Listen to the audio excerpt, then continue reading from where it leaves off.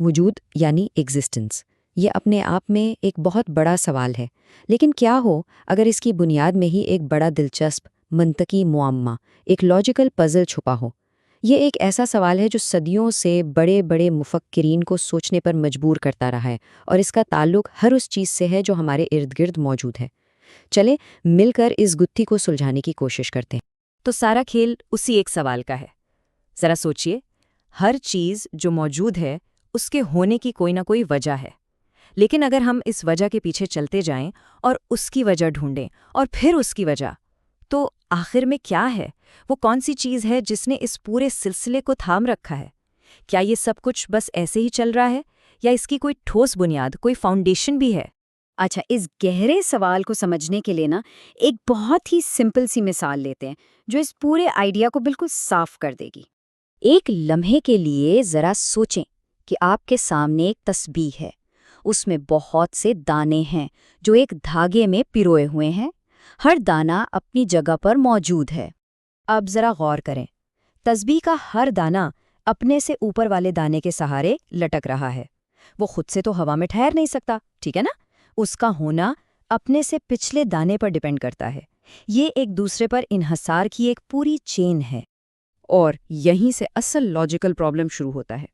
فرض کریں کہ یہ زنجیر لامتناہی ہے، نہ ختم ہونے والی، اس کا کوئی پہلا دانہ ہے ہی نہیں جو کسی چیز سے بندھا ہو، تو کیا یہ پوری تسبیح ہوا میں لٹکی رہ سکتی ہے؟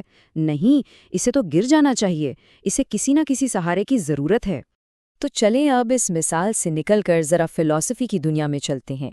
تسبیح کے یہ جو دانے ہیں نا، یہ دراصل ایک خاص کانسیپٹ کی نمائندگی کر رہے ہیں، جسے فلسفے کی زبان میں ممکن الوجود کہا جاتا ہے۔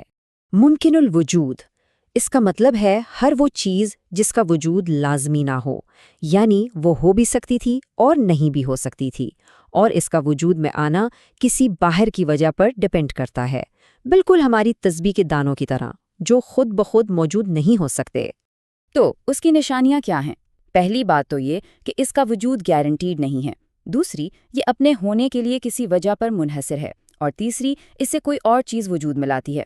کائنات کی تقریباً ہر شے، ستارے، سیارے، یہاں تک کہ ہم خود اسی کیٹیگری میں آتے ہیں۔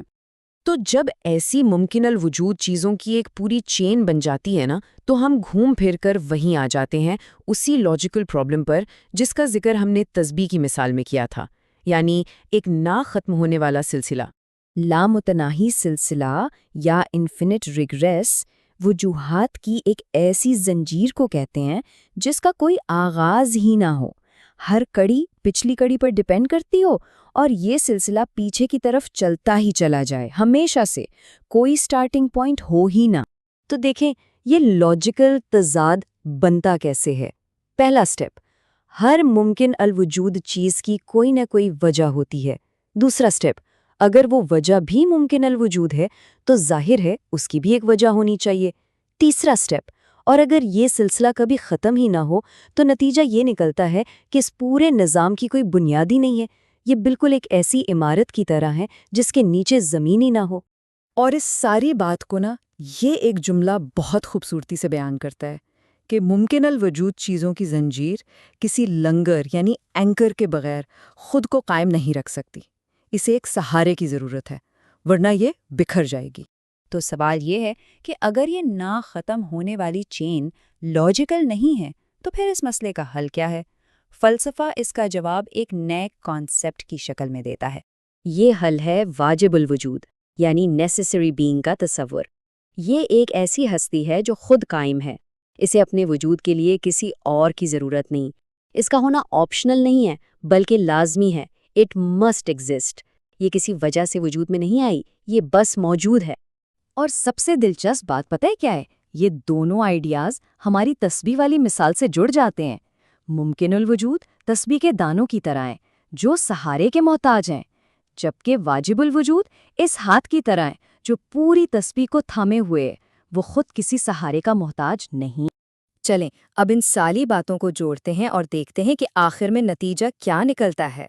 تو دیکھیں، ہماری مثال میں جو تسبیح کے دانے تھے وہ فلسفے میں ممکن الوجود ہیں۔ دانوں کی نہ ختم ہونے والی زنجیر کا خیال لامتناہی سلسلہ ہے، اور اس زنجیر کو تھامنے والا ہاتھ وہ واجب الوجود ہے۔ وہ بنیاد جس پر باقی سب کچھ ٹکا ہوا ہے۔ تو خلاصہ کلام یہ ہے کہ منحصر چیزوں کا وجود منطقی طور پر ایک ایسی خود مختار اور واجب الوجود ہستی کا تقاضا کرتا ہے جو ان سب کی آخری وجہ ہو۔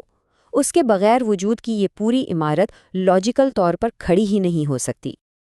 اور آخر میں ایک سوال کہ یہ جو پورا لاجیکل فریم ورک ہم نے سمجھا ہے، یہ کائنات، اس کی شروعات اور اس کی حقیقت کے بارے میں ہماری سوچ کو کیسے بدل سکتا ہے؟